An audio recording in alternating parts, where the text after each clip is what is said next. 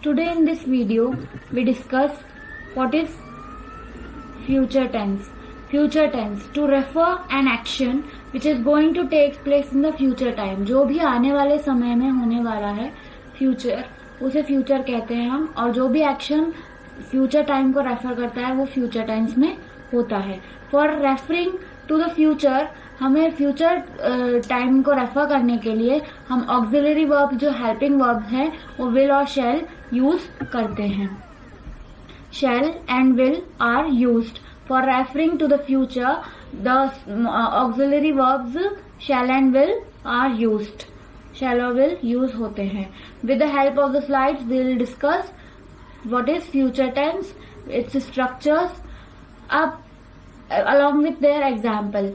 Now future tense we have discussed earlier in the last videos about the present tense and past tense. Present tense और past tense में हमने discuss किया what are their structures. तो structure जो है वो parallel ही चलेंगे. Future time is express in the following veg.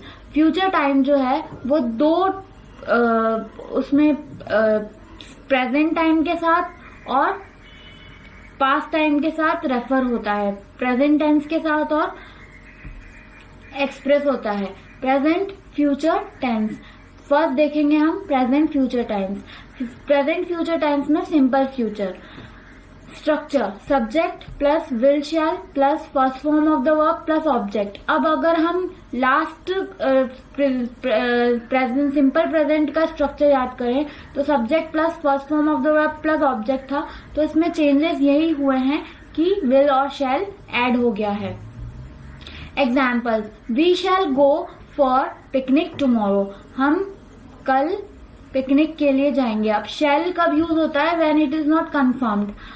He will reach by 5:30 PM. कल वह 5:30 बजे तक आएगा. फ्यूचर टाइम का सिंपल फ्यूचर का हमने यूज देखा to express actions which is going to happen, और है ना, in the future time. Now next is future continuous tense. Structure देखेंगे. Subject plus will shall plus be plus first form of the verb plus I N G plus object. Examples. We shall be playing. According to the structure देखिए आप. We subject है, will और shall we हमेशा शैल लेता है और शैल का यूज कंफर्म नहीं होता है तब भी यूज किया जाता है. We shall be playing. I और वी शैल लेते हैं, बाकी सब क्या ही शी इट के साथ क्या आता है? Will. We shall be playing football this evening. जो भी हम लोग फुटबॉल इस इवनिंग को हम लोग फुटबॉल खेलेंगे. It will be raining. बरसात होगी. स्ट्रक्चर क्लियर हुआ. It subject, will be first form of the verb plus I N G raining. अब हम स्ट्रक्चर क्यों यूज करते हैं? हम स्ट्रक्चर को मेन इंपॉर्टेंस क्यों देते हैं? To form the sentence. इसी के अकॉर्डिंग सेंटेंस बनता है. Now come to the use of future continuous tense. For expressing an action which will be in progress. Progress मतलब continuity. Continuous and progress is the same thing. Continuity. जो भी action continuity में है, progress में है, at the specified time in future. जो भी future में रहेगा, कंटिन्यूटी में रहेगा. एग्जाम्पल देखेंगे. By this time tomorrow. कल इस समय. I will be sitting in the meeting. मैं कहाँ रहूंगी? मीटिंग में. Manchester will be playing the last match of the season tomorrow. कल इस सीजन का लास्ट मैच मैनचेस्टर खेलेंगे.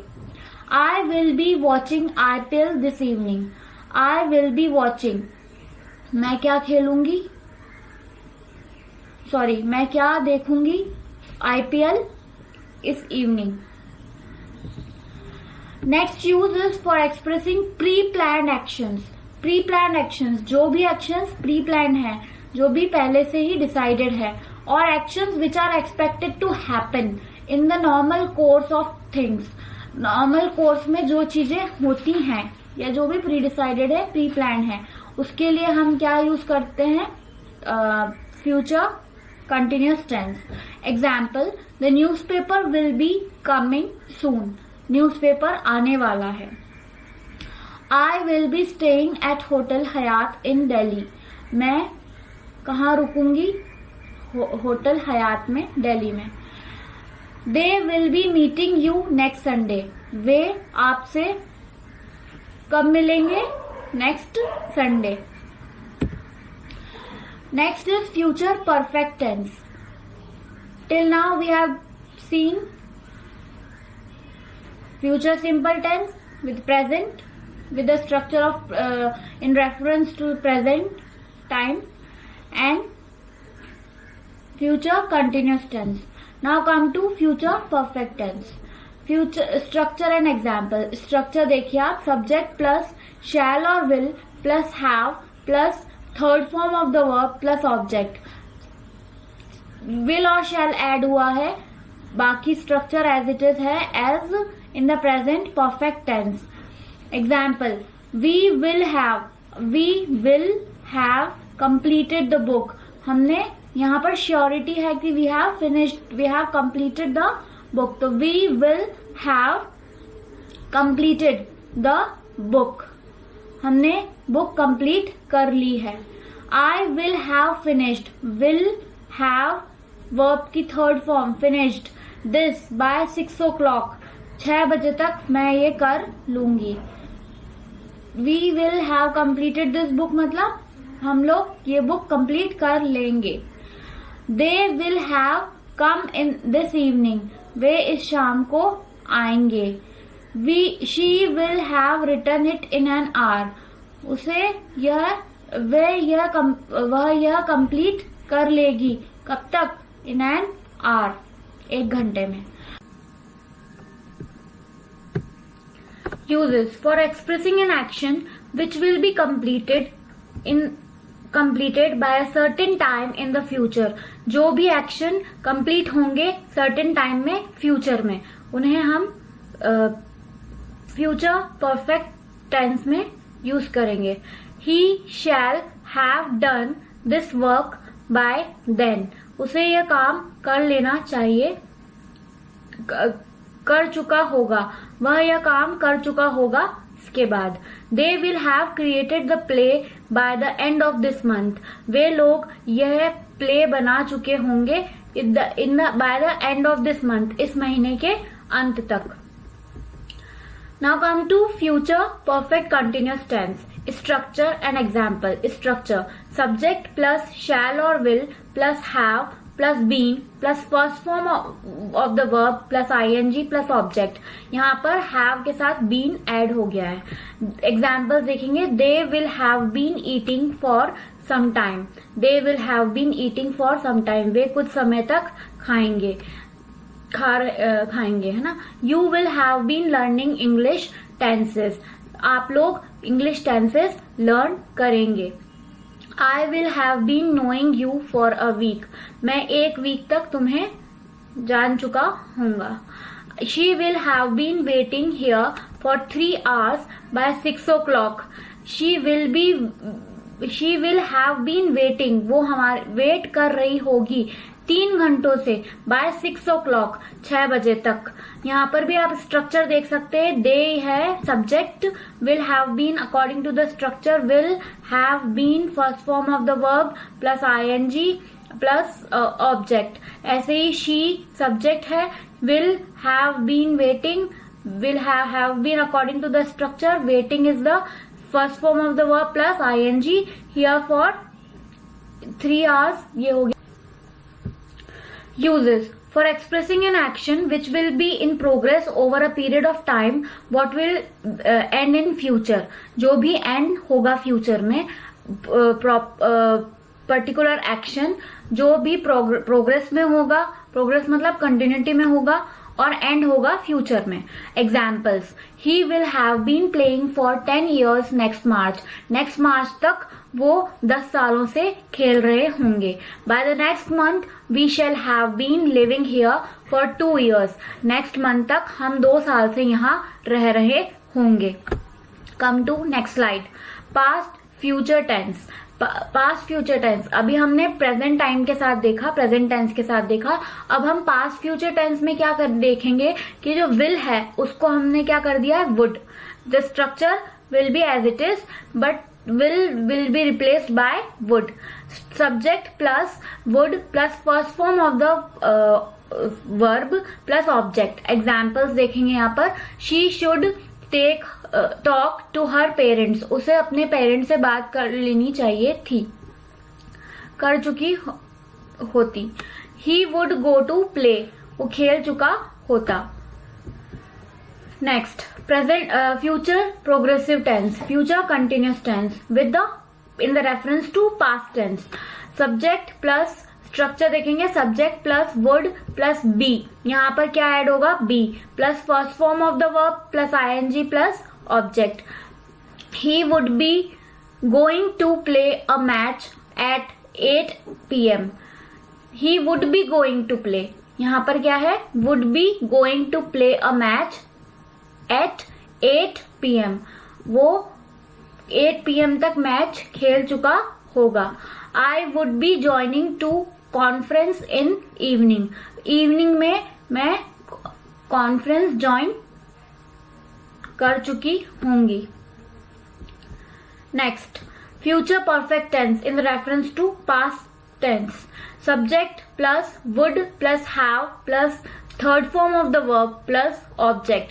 Examples, he would have eaten. वो खा चुका होता. By the time you come. जब तक तुम आए तब तक वो खा चुका होता. She would have lighten up all the lamps. उसने सारे लैम्प जला दिए होते. Future perfect progressive tense. Progressive tense इसलिए लिखा है मैंने, future perfect continuous tense. Continuous and progressive is the same thing. Subject plus would plus have plus been as it is है. Have plus been will के जगह हो गया है would plus first form of the verb continuous है तो first form of the verb plus ing plus object. Examples, the children would have been watching the match for 2 hours. बच्चे हैं वो 2 घंटे से मैच देख रहे होते. You would have been traveling for 2 days. तुम 2 दिन से ट्रैवल कर रहे होते. Now come to exercise. अब एक्सरसाइज हमें यहाँ पर फ्यूचर को जो भी वर्ब दे रखी है ब्रैकेट में उसमें फ्यूचर को यूज करते हुए हमें फिल अप द ब्लैंक्स करने हैं. Peter is going to be 50 next Friday. We dash dinner at nice restaurant on Saturday, but we haven't booked a table yet to have. We are going to have dinner at nice restaurant on Saturday. My skate instructor believes it will snow in the mountains tomorrow evening. On Sunday at 8 o'clock, I am meeting my friend. They dash to London on Friday evening at 8:15 to fly. They are flying to London. Wait, I dash you to the station to drive. I will drive you to the station. The English lesson starts at 8:45. जहां यहाँ पर present tense जो future को denote करता है इसलिए simple present tense use हुआ है. I dash my sister in April. I am going to see my sister in April. Look at the clouds. It is going to rain in a few minute.